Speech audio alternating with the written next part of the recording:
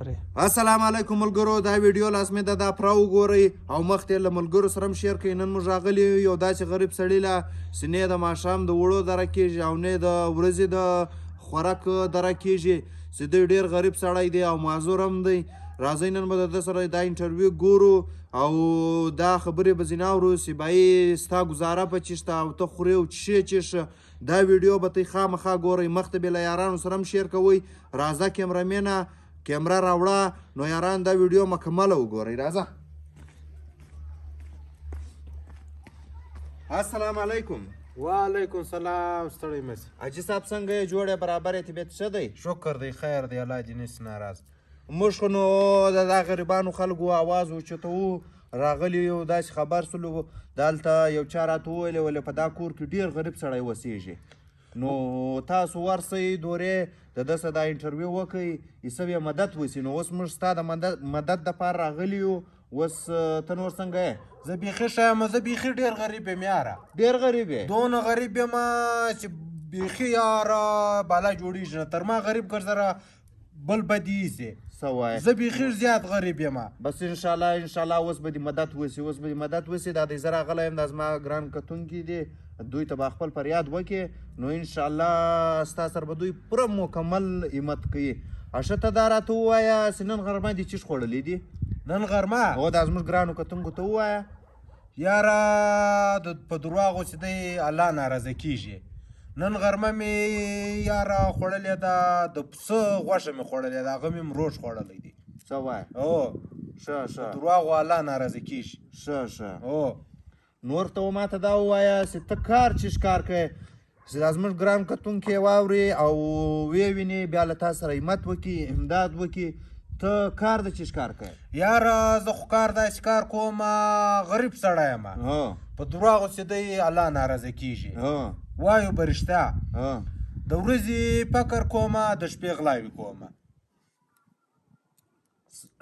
سم دا زموږ ګرانو کتونکو ته سم حال ووایه نو بیا ستا سره همت وسي. نو موږ راغلي د دغه شي دپاره یو. یاره زه رښتیا وایم، په دروغو باندې الله ناراضه کېږي.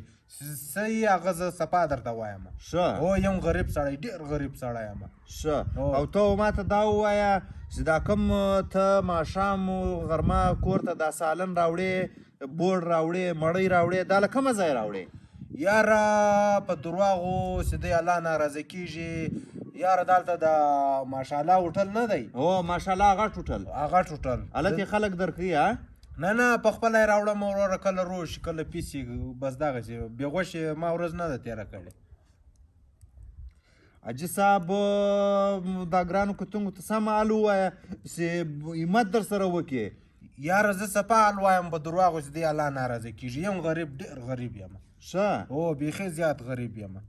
او ته ماته خپل نمبر راوښیه چې موږ یې دا ګرانو کتونکو ته ورکړو له تا سره همت وکړي. ته دا راته ووایه چې ستا کوم بینک اکاونټونه دي چې موږ یې دوی ته ورکړو او دوی بیا پر هغه باندې له تا سره رابطه وکړي.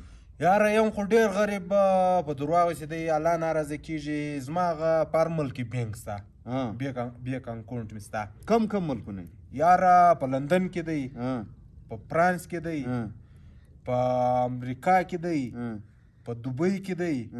مطلب دا چې در ملک بیک اکاونټ لرم، شکر دی الحمدلله. خو یم ډېر غریب.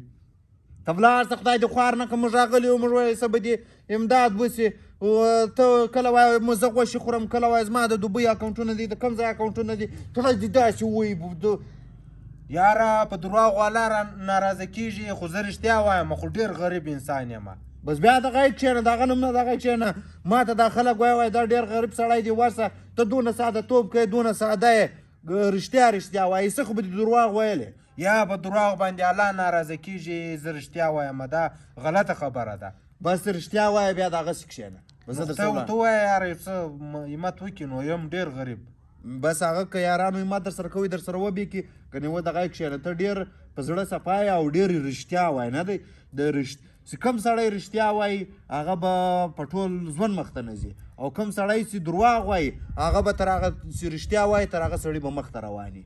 اوس خو زه رښتیا وایم، نو خو باید چې زه مخته تللی ولم. نو تا به دروغ ویل چې د ګرانو کتونکو زړه در باندې سوځېدلی ولی، یو شی به یې درته راستولی وي.